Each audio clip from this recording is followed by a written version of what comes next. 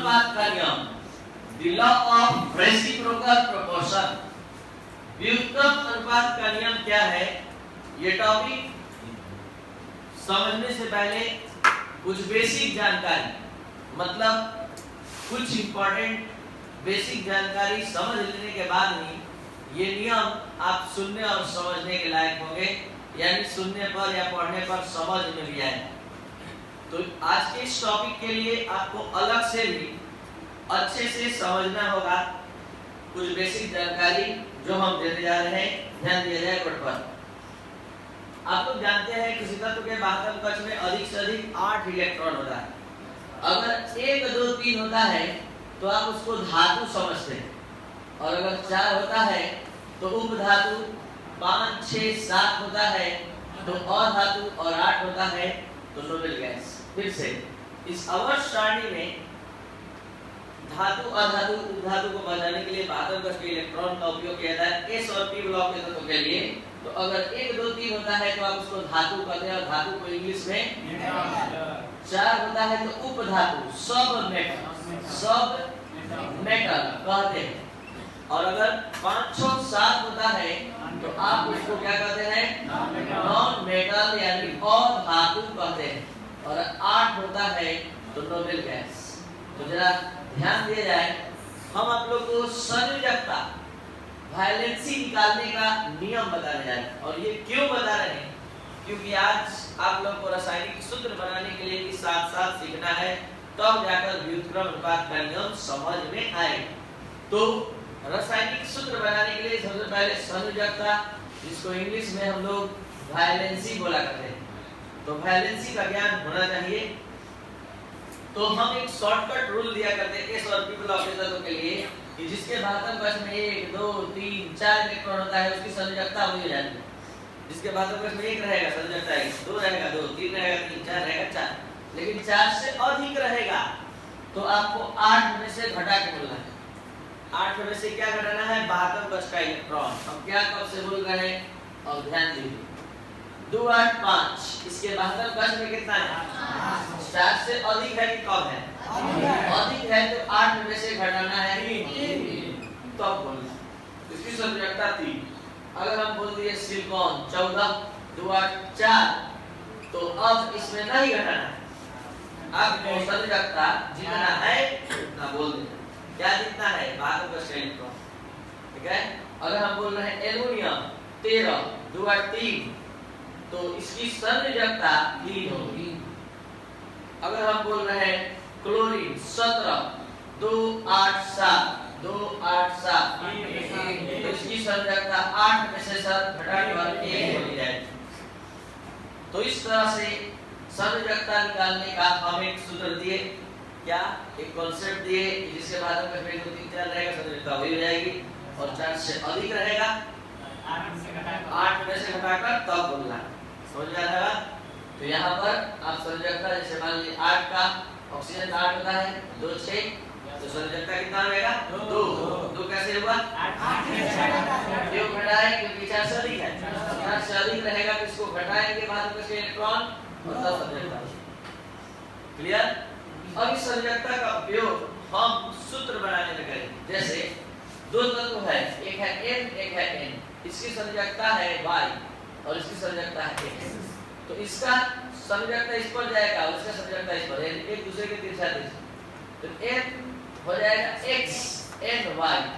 ये अणु सूत्र बनाने का तरीका है।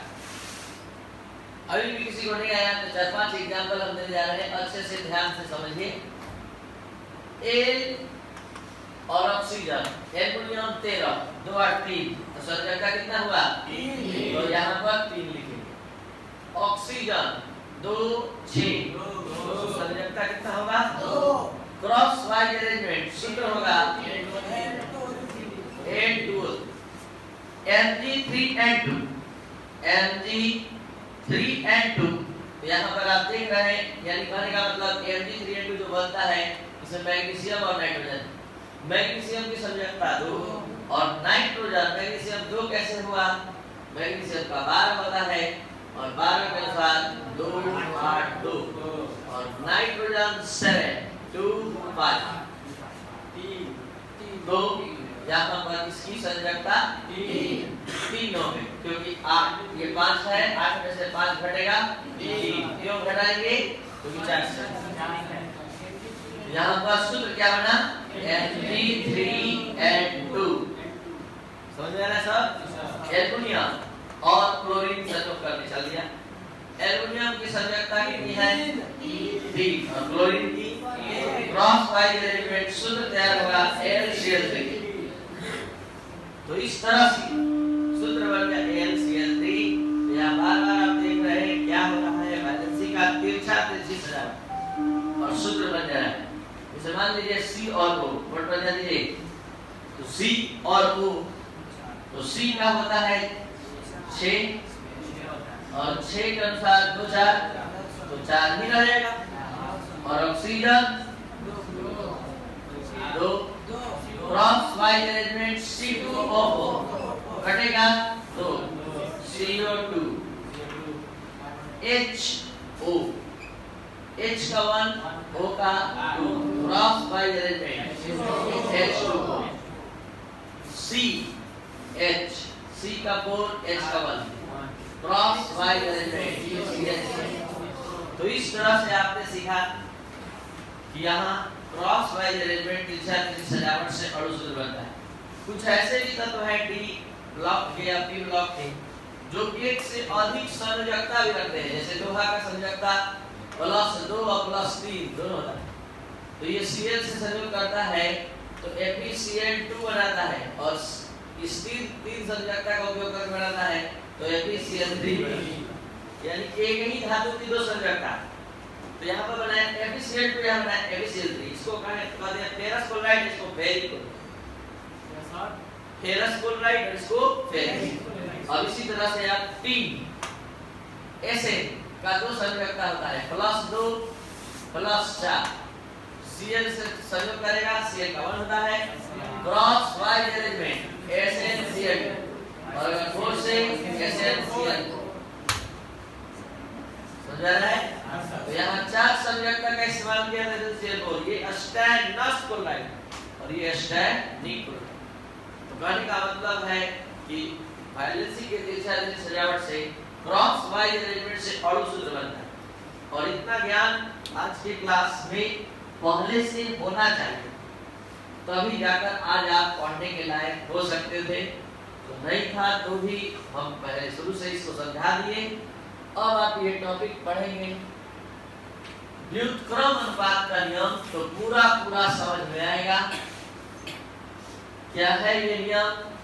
सुनने से पहले एक एग्जांपल ऐसे आप नियम सुन लीजिए। जब 2 तत्व पृथक किसी तीसरे तत्व के निश्चित भार संयोग करते हैं, तो जिस भार अनुपात में ये संयोग करते हैं उसी भार अनुपात में वे परस्पर भी संयोग करते हैं। कुछ भी शब्द समझ में नहीं आएगा, क्योंकि ये जब तक से एग्जांपल आप देखेंगे नहीं तब तक से समझ में आने लायक नहीं है। और ये एग्जांपल आपको क्षमता देगा, आपको कैपेसिटी देगा कि आप समझ पाएंगे इसका एक भी लाइन, क्योंकि इसका नाम ही है उल्टा पलटा नियम। व्युत्क्रम मतलब उल्टा। अब किस चीज का उल्टा आपका बात कर रहा है तो तुरंत आपके सामने आएगा। सबसे पहले आप बताइए C और O जो तत्व है, उस पर ध्यान दिया जाए। H से संयोग करने जा रहा है, C का संयोजकता 4, H का 1 क्रॉस वाइज अरेंजमेंट होगा, सूत्र क्या बनेगा? CH4। और अगर इस दोनों में आपस में संयोग होगा तो अपने आप बोलने लगे, अब H2O बनेगा। कैसे बनेगा ये आप समझ कर आए पीछे। और ये दोनों आपस में संयोग करेगा CO2। तो 2 तत्व था C और O, अलग अलग H से संयोग किया बारी से। H से संयोग किया तो CH4, इधर संयोग किया H2। तो यहाँ C का परमाणु भार 12, H का 1, O का 16, इसमें कार्बन का कितना ग्राम है? हाइड्रोजन का 4, यानी CH4 में कार्बन का 12 ग्राम, हाइड्रोजन के 4 ग्राम संयोग करता है। और H2O में हाइड्रोजन का 2 ग्राम, ऑक्सीजन के 2 से संयोग करता है। और अगर यही बात अगर CO2 में भी थोड़ा ध्यान कर ले, कार्बन का 12 ग्राम, ऑक्सीजन के 32 ग्राम से संयोग करता है। तो यहाँ पर हम बात कर रहे थे कि जब दो तत्व किसी तीसरे तत्व से पृथक पृथक संयोग करता है, तो जिस भार अनुपात में संयोग करता है उसी भार अनुपात में वो परस्पर भी संयोग करता है। तो ये लाइन समझने के लिए थोड़ा और एक्सप्लेनेशन चाहिए। तो चलिए चलते हैं।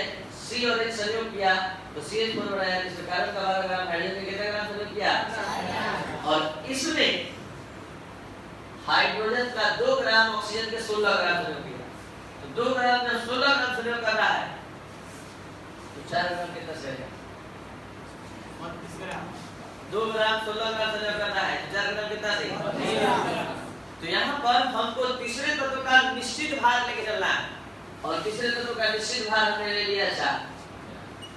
तो 4 ग्राम हाइड्रोजन से संयोग करने वाला कार्बन का भार कितना है, 4 ग्राम हाइड्रोजन से संयोग करने वाला ऑक्सीजन का भार कितना है।